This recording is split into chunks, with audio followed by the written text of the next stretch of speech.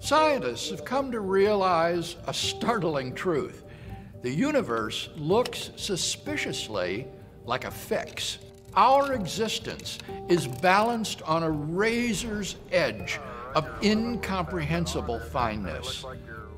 From the very first moment of its inception, the universe's fundamental parameters were delicately calibrated so that intelligent life could exist.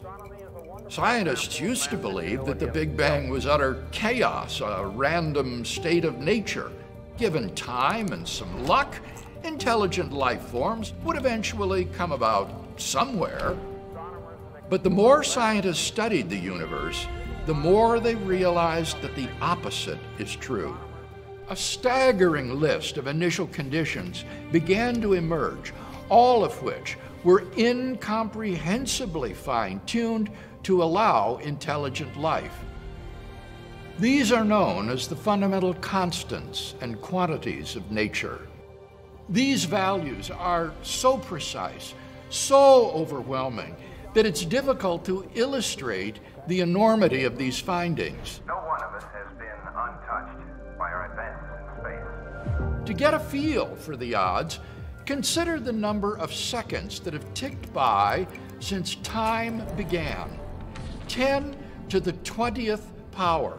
That is 10 followed by 20 zeros. Now consider the force of gravity. If the gravitational constant had been out of tune by just 1 part, in 10 to the 60th power, devastation would have ensued. The universe would have either expanded so rapidly that no stars could form, or else collapsed back in upon itself with the same result. No stars, no planets, no life. The heavens cannot be studied at first hand, for the information rides in on beams of light, the immense, mysterious universe into which we are born.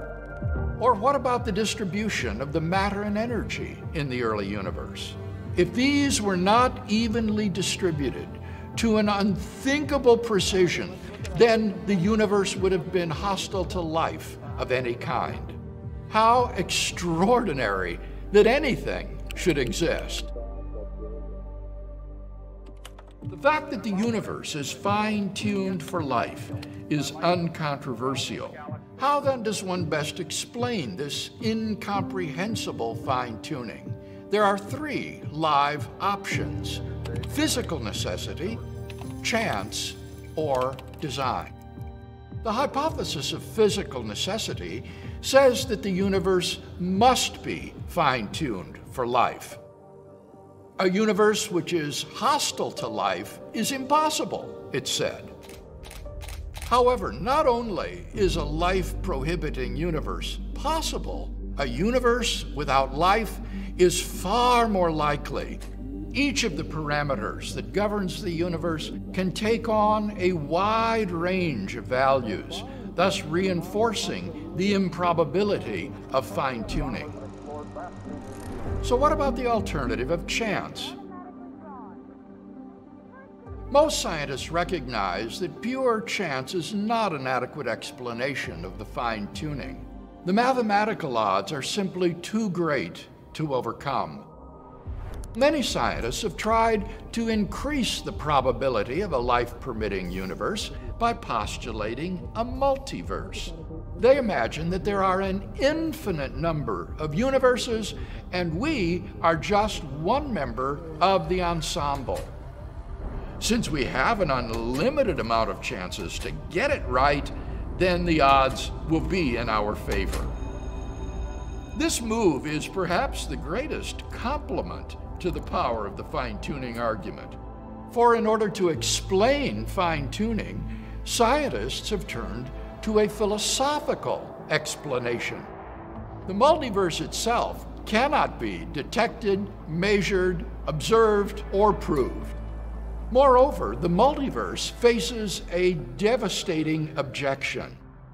If we were just a random member of a multiverse, then we could explain away all sorts of improbabilities in our everyday lives.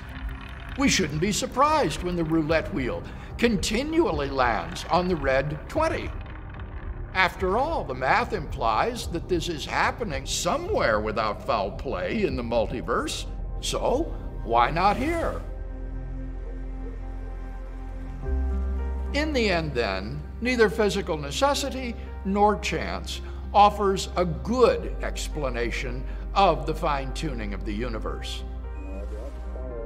As Freeman Dyson confesses, the more I study the universe and the details of its architecture, the more evidence I find that the universe, in some sense, must have known we were coming.